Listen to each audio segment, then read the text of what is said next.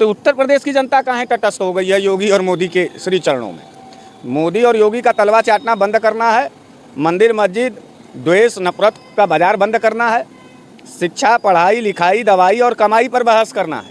लेकिन अखिलेश यादव जी को धन्यवाद है, भाई राहुल गांधी जी को धन्यवाद है कि उन्होंने देश के किसानों नौजवानों के सवालों को समझने की कोशिश किया, देश के पिछड़ों को समझने की कोशिश किया, अल्पसंख्यकों को समझने की कोशिश किया और संयुक्त लड़ाई का आगाज़ किया। इसी झूठ बोलेगा मोदी जी के ऊपर भी रहम करे जनता। बेचारे को बार बार प्रधानमंत्री बना दे रहे हैं, वो झूठ बोलते बोलते बेचारू बूढ़े हो जा रहे हैं। उनके बुढ़ापा पर ध्यान देना, उनको आराम दीजिए। तो इसलिए गंदगी दिमाग से निकालिए, जनमुद्दों पर जो वोटिंग होना है उस जनमुद्दे पर वोटिंग करिए और विपक्ष के भी तमाम नेताओं को मौका दीजिए। नमस्कार, न्यूज 8 इंडिया आप देख रहे हैं। मैं हूं आपके साथ कृष्णा और हमारे साथ बेबाकी से अपनी बात को रखने वाले, राजनीतिक जगत में एक अपनी पहचान बनाने वाले मिश्रा जी साथ हैं, जो अपनी हर बात को एक अलग अंदाज में ही जनता के सामने रखते हैं और एक इनकी अच्छी फैन फॉलोइंग है, लोग जो इन्हें सुनना पसंद करते हैं। आज तो कांग्रेस और सपा की सीट बंटवारे भी हो गई और शाम को 6 बजे प्रेस कॉन्फ्रेंस हो जाएगा। बड़ी तनातनी चली। बहुत बहुत धन्यवाद है सपा को भी और कांग्रेस को भी कि इस बुरे दौर में अपने अहंकार को छोड़ करके इस देश और प्रदेश को बचाने की जो मानसिकता थी उन्होंने प्रदर्शित किया। तमाम फॉलोअर और तमाम समर्थकों के अंदर एक बड़ी निराशा थी।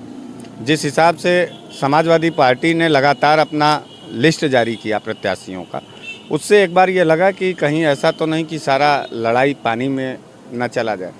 लेकिन अखिलेश यादव जी को धन्यवाद है, भाई राहुल गांधी जी को धन्यवाद है कि उन्होंने देश के किसानों नौजवानों के सवालों को समझने की कोशिश किया, देश के पिछड़ों को समझने की कोशिश किया, अल्पसंख्यकों को समझने की कोशिश किया और संयुक्त लड़ाई का आगाज़ किया।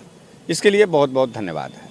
और उत्तर प्रदेश की भी जनता से मैं आपके माध्यम से निवेदन करना चाहता हूँ कि देखिए, इंसान कभी भी भगवान नहीं हो सकता और अपन किसी इंसान को अगर भगवान समझने की आप कोशिश कर रहे हैं, भूल कर रहे हैं, तो ये आप अपने आप को धोखा दे रहे हैं। वो भी भारतीय राजनीति का कोई व्यक्ति, चाहे वो नरेंद्र मोदी हो, चाहे वो अमित शाह हो, चाहे वो राजनाथ सिंह हो, चाहे योगी बाबा हो, ये भगवान का स्वरूप और रूप तो चुरा सकते हैं लेकिन भगवान की मर्यादा और भगवान की सोच को फॉलो नहीं कर सकते। तो इसलिए गंदगी दिमाग से निकालिए, जनमुद्दों पर जो वोटिंग होना है उस जनमुद्दे पर वोटिंग करिए और विपक्ष के भी तमाम नेताओं को मौका दीजिए, क्योंकि जब से तक हम मौका नहीं देंगे तब से तक जो है हम बदलाव की तरफ नहीं जाएंगे, प्रगति की तरफ नहीं जाएंगे। सीधी सी बात है कि जब दिन हो जाता है उसके बाद रात होता है, परिवर्तन भी है, समय भी परिवर्तनशील है। तो उत्तर प्रदेश की जनता कहाँ तटस्थ हो गई है योगी और मोदी के श्री चरणों में।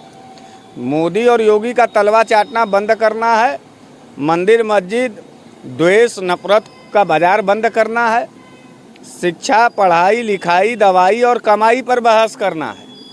जो नेता देगा उसके साथ हम लोग खड़े रहेंगे।